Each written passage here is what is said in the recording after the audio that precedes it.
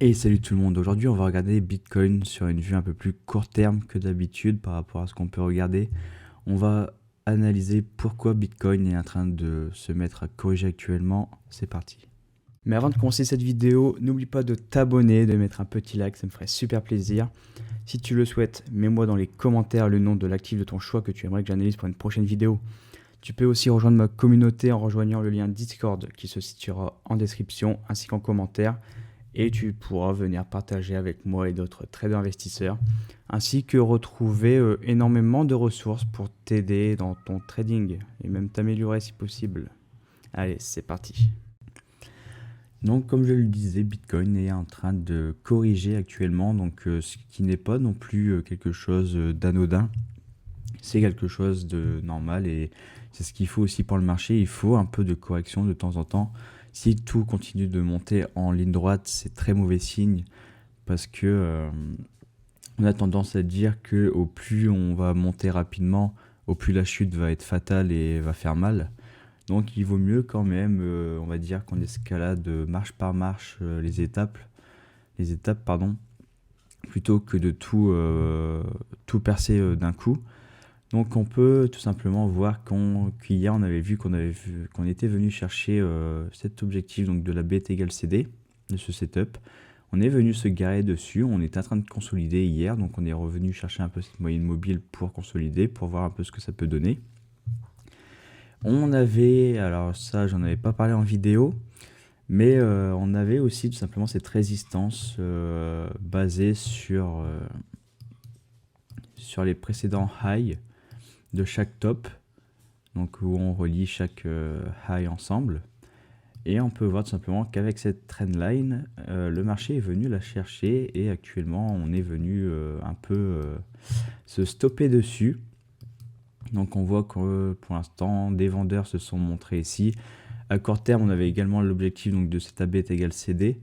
Donc ça faisait quand même une sacrée zone pour les acheteurs à venir chercher. Donc même à essayer de percer. Mais les vendeurs se sont dit nope, ça ne va pas être aussi facile que ça. Donc c'est pas anodin qu'on ait quand même cette correction, je trouve. On est quand même sur une zone technique très intéressante et propice à de la bataille, à ce que les vendeurs se remontrent. Donc ce n'est pas un hasard en tout cas. Donc pour moi c'est plutôt bon signe. Bon signe pourquoi? Parce que idéalement, j'allais te parler de ce gap CME qu'il aurait fallu venir chercher et combler avant de reposer potentiellement un bottom et repartir. Comme ça, au moins, ce gap est comblé, on n'a plus besoin de parler de lui et on peut tout simplement continuer de monter de manière saine. Donc, je pense que c'est ce que le marché est en train de faire actuellement. Donc, il est fort probable qu'on revienne tout de même chercher ce gap CME comme j'en avais parlé dès le début pour essayer de ensuite poser un potentiel bottom pour repartir. On l'espère, on le souhaite à Bitcoin. Donc là actuellement, si on se met sur le 1 heure, hop, on peut tracer donc notre Fibonacci qu'on va tracer comme cela, qu'on va reprendre depuis le bottom de tout le mouvement.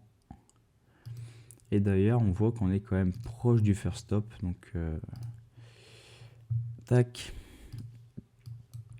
Pour moi, la chute risque encore de continuer. Je pense qu'il y a fort moyen d'aller chercher quand même ce first stop avec cette moyenne mobile 200. Ça fait quand même une sacrée zone de support à venir chercher. On a aussi un support qu'on est en train de travailler là actuellement avec ce lot qu'on possédait. On est venu plonger 2 fois la tête en dessous pour essayer de chercher un peu de liquidité. Pour l'instant, ça a l'air d'être un petit peu défendu par les acheteurs. Mais il faudra voir comment ça va se profiler on va dire dans les prochaines heures. Voir si ça va être bien défendu ou non. Pour le moment, ça l'est. Mais on verra. En tout cas, moi, je ne serais pas du tout surpris voilà, qu'on vienne chercher les 113, 114 000 à peu près. Vraiment bien retester ce niveau. D'autant plus que ce first stop correspond à ce gros mouvement qu'on a eu en week-end, enfin qu'on a eu pour le gap CME. Donc si on revient chercher le first stop, bah, ça nous ferait aussi également venir combler ce gap. Donc ça serait vraiment l'idéal pour Bitcoin.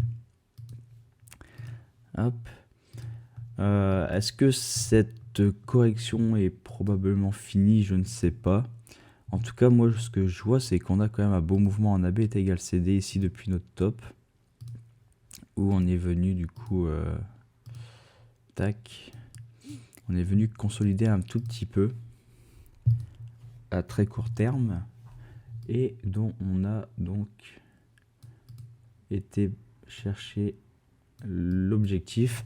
On voit en tout cas que là à court terme on a eu cet AB est égal CD qui s'est dessiné donc sur Bitcoin, tac, avec ce premier low, ce premier high pardon, ce second high, ce troisième, on a même un M derrière qui se dessine, et voilà, on a eu cette belle chute sur Bitcoin et on est venu chercher pile poil l'objectif de la BT égale CD. Et comme à ses habitudes forcément, pattern harmonique oblige, souvent ce qu'on aperçoit c'est que quand on arrive sur l'objectif, on a un sacré travail de consolidation à ce niveau. Donc c'est normal, c'est la potentielle reversal zone, je le répète. Et du coup voilà, on a quand même un gros combat ici donc de consolidation. On a eu une petite divergence haussière sur MACD, donc on a potentiellement une double divergence haussière. On a celle-ci qui est potentielle. Donc potentielle pourquoi? Parce qu'on n'a pas encore été chercher à casser le high qui structure ce W, en tout cas de cette divergence haussière, que je pourrais vous dessiner comme ça pour que vous le voyez bien. Hop, hop. Donc il faudrait casser ce niveau pour le valider. Mais si on zoome un petit peu, bon, celui-là est beaucoup moins évident. Mais on a cette petite divergence haussière là qui est valide, puisqu'on est venu faire ce genre de petit W là, comme ça, tac, tac. Et du coup, forcément, cassure ici, validation de la divergence. Donc on a eu une petite divergence de confirmé au sein de cette plus grosse divergence. Donc on a eu ce premier mouvement là, tac, qui a confirmé. Donc c'est plutôt bon signe, on va dire que ça va pouvoir aider un peu les acheteurs. Donc peut-être que les vendeurs vont conseiller ici à court terme à freiner un petit peu la cadence. Je ne serais pas du tout surpris qu'on vienne soutenir ce low ici, qu'on continue de consolider vachement, qu'on ait encore un peu de combat sur Bitcoin quelques heures. Mais à voir si ça va tenir, puisque de toute manière à 14h30 heure française, si je me trompe pas, on aura les résultats aussi des chiffres sur l'inflation. Et ça du coup ça va être intéressant pour le marché, puisque ça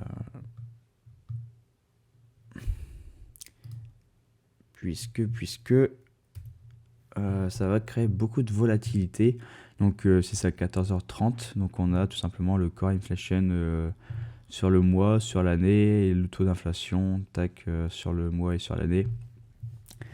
Donc on a quand même un précédent taux d'inflation sur l'année de 2,4%. On a quand même un consensus à 2,7% et une prévision à 2,6%.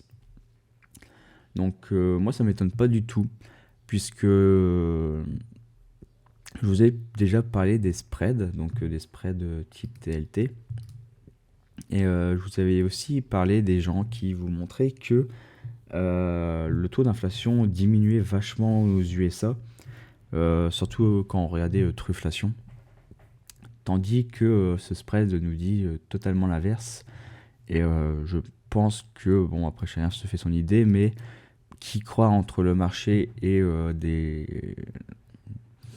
des données, voilà, des chiffres lancés par le gouvernement ou par des sociétés tierces. Bon, moi personnellement, je préfère écouter le marché.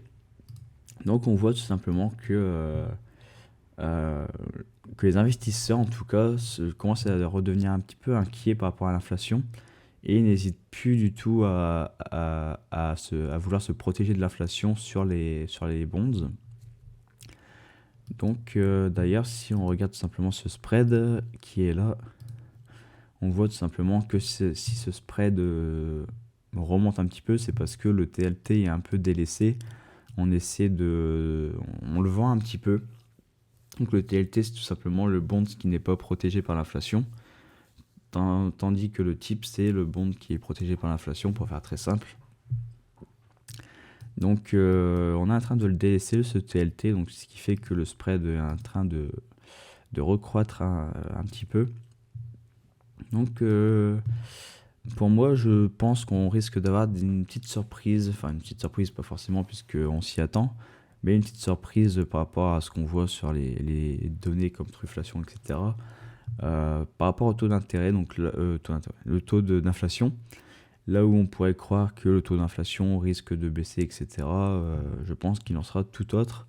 Et comme les prévisions s'y attendent, je pense qu'on risque d'avoir des résultats un peu supérieurs aux précédents, mais qu'on va être à peu près quand même dans les estimations auxquelles on s'attend.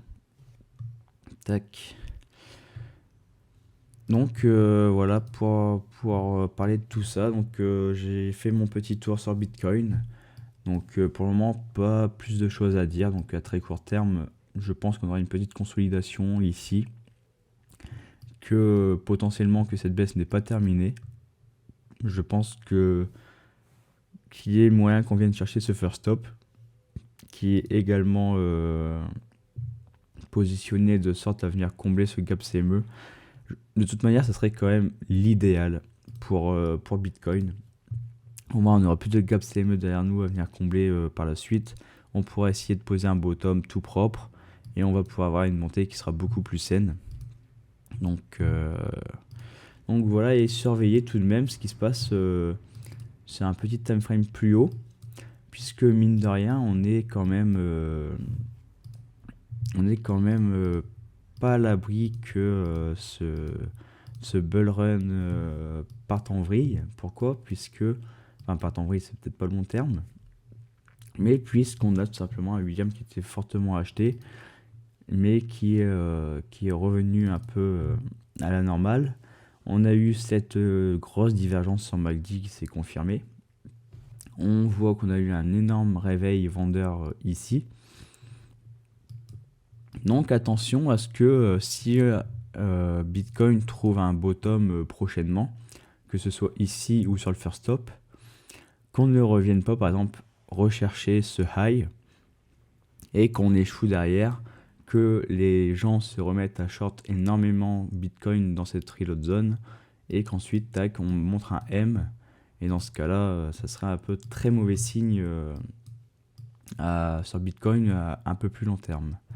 Donc pour l'instant il n'y est pas encore, mais il va falloir faire très attention à ces signaux là tout de même. Donc voilà pour cette vidéo sur Bitcoin. Donc si ça vous a plu, n'hésitez pas à vous abonner, à mettre un petit like, ça me ferait extrêmement plaisir. Allez, ciao!